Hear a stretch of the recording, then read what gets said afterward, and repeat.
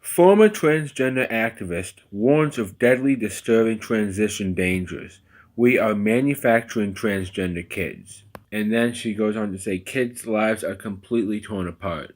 Walt Hare, aka the most famous transgender, he recently announced about how the media and doctors, he was talking about how the media and doctors misled him to believe that, transition was the answer, the end all to be all, the corner phrase. And then he went on to say that over 50% of people he worked with, turns out they were sexually abused at a young age, and then they all believed that the answer was to, quote, cut off their genitalia and become female. It's like that meme.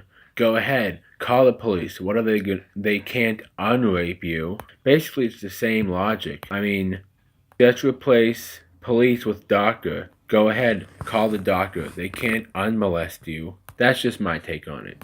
And then he said, in their mind, that is the defense mechanism for sexual abuse. And actually, he is 100% correct, because you will actually hear lawyers for transgender sex offenders use that very same logic. Oh, well, Your Honor, my client was sexually abused himself as a child. But then again, two wrongs don't make a right, so. Elaine has been saying this all, not Walter. Forgive me. So Elaine says, we are manufacturing transgender kids.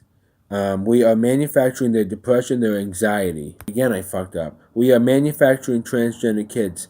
Hayer later added, we are manufacturing their depression and anxiety, Elaine says. So if I can just, put my 2 cents in. Basically, he says the depression, their anxiety, and turn it into a huge industry that people are profiting from after kids' lives are completely torn apart. So basically, they're just profiting from, these transgender children's insecurities, if I'm not mistaken. I'm just going by what I read previously. I mean, if you were, abused and as a young person, and that's hanging over your head, for God knows how long, and you think that transitioning is the only option, to escape, I don't know, I bet that's going to make you feel insecure, because, you don't think there's any other way out other than this. Oh yeah, they are profiting off of, trans children's insecurities. I can say that confidently, I think. Well, Elaine says she's doing this. She's speaking out against transgenderism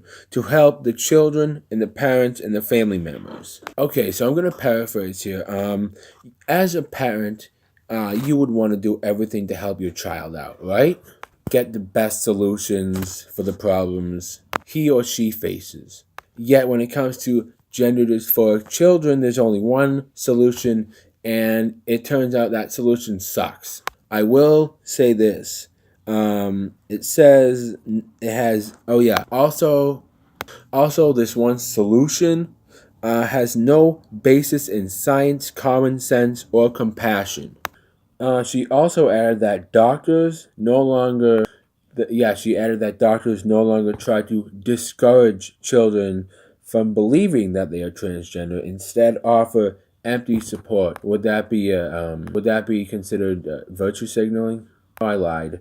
It's not really virtue signaling. It's the fact that maybe the parent is in the room and don't want to be labeled a transphobe or a bigot. So you might as well say, yeah, your son is a girl with gender dysphoria. Clearly, yup.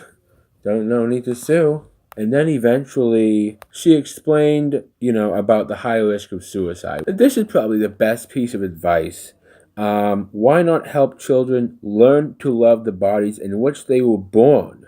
And then she goes on to say, girls as young as 12 are prescribed testosterone for lifetime usage, while boys are given estrogen.